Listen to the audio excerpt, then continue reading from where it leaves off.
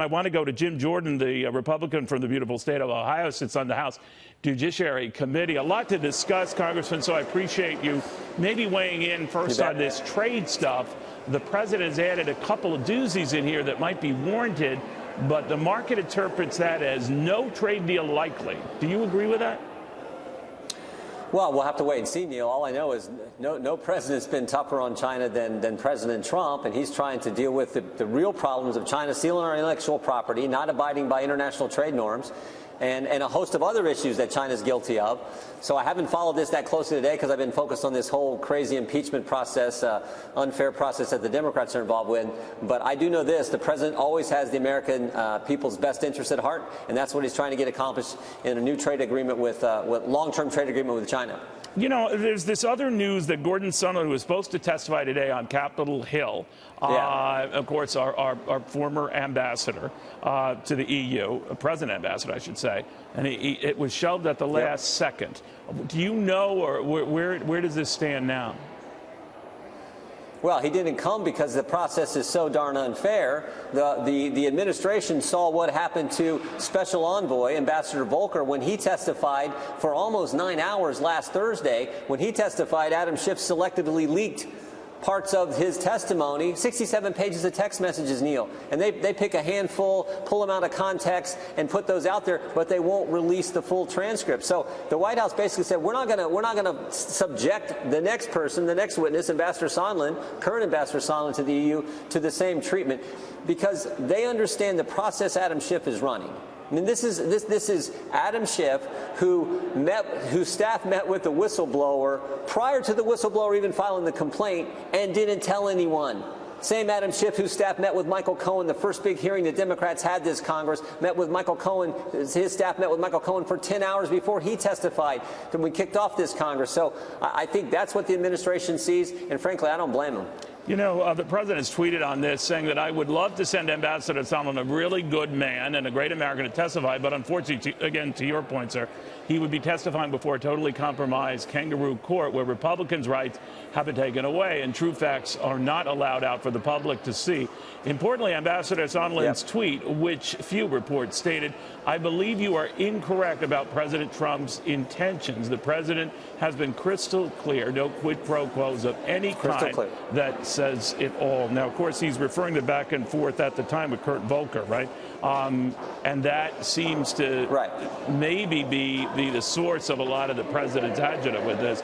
The process seems stacked one way, that the Democrats seem to think that it's going their way, that they have the votes. They're not holding a general vote to start a formal inquiry.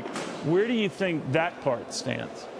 Well, yeah, and if they would release the transcript from Ambassador Volker's testimony and interview last week, you would see that Ambassador Volker backs up exactly what you just said. There was no quid pro quo. There was no linkage between security assistance dollars and any meeting at the White House with President Zelensky and President Trump, or any meeting in the United States with President Zelensky or President Trump, and certainly no linkage between security assistance dollars and any type of investigation.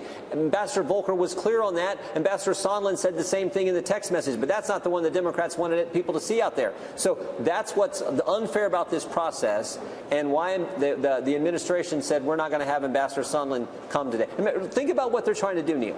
The Democrats are trying to impeach the President of the United States 13 months before an election based on an anonymous whistleblower with no firsthand knowledge and who has a bias against the president. And it's being run by Adam Schiff and the Speaker of the House, who said we need to strike while the iron's hot. So they don't want the facts and the truth, as evidenced by the fact that they're not releasing the transcript. That's the process, and the White House says if that's the process, we're not subjecting any more of our State Department personnel to that faulty process and this unfair process that Mr. Schiff is undergoing. So if they formally vote to have an impeachment inquiry, the next step being then coordinating all of these subpoenas and everything else, would that satisfy you or give grounds for them to pursue and subpoena not only documents but individuals, including the ambassador, to testify on Capitol Hill? Well, we don't know what the Democrats will do. If they have a vote to do a formal impeachment inquiry, historically, precedent is such that, yes, then everyone gets the right. The minority party gets rights. Certainly the White House gets rights. The president gets rights that aren't there now. But we don't know. Maybe they would have a formal vote to move forward with a formal impeachment inquiry. But is and it your not grant those. understanding, We don't, Congressman, they're making it, is it your understanding that once an inquiry is voted, if they go that route, and you're right, in the last two occasions with Richard Nixon and Bill Clinton, that's how it all started. With Johnson back in 1868, It was a different beast, different time. But do you think that then would allow them to force the issue, to go ahead and subpoena anyone they want to testify? It may, but frankly, Neil, these guys are making it up as they go along.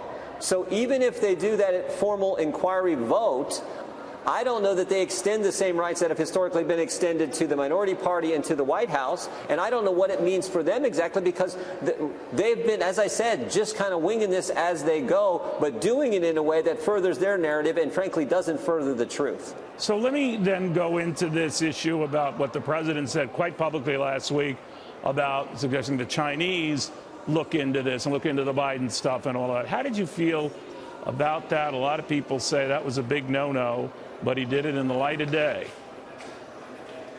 Well, I said this earlier this week. I think the president was saying, frankly, what's on the mind of Americans. I don't think he actually expects the Chinese to do a formal investigation. I think he was saying what so many Americans see in reference to China, that how did Joe Biden's son get this job? How did this all happen? What's going on there? And I do think in the broader sense, it is exactly what the president of the United States needs to be doing when he's thinking about the hard-earned tax dollars of the American people going to a foreign country. He has an obligation. He has a duty as the president of the United States to make sure that money is going to a nation that is not corrupt, making sure they've cleaned up their act. And that's what he was exactly trying to figure out. So you don't think on any level, just the appearance Zelensky of that, or pressuring a foreign country to intervene potentially in a presidential candidate, someone who might oppose in the next election, that on any level that's dangerous, because it's already gotten talk that when the Chinese come to discuss trade, maybe they feel they have to bring some of this information in the trade talks?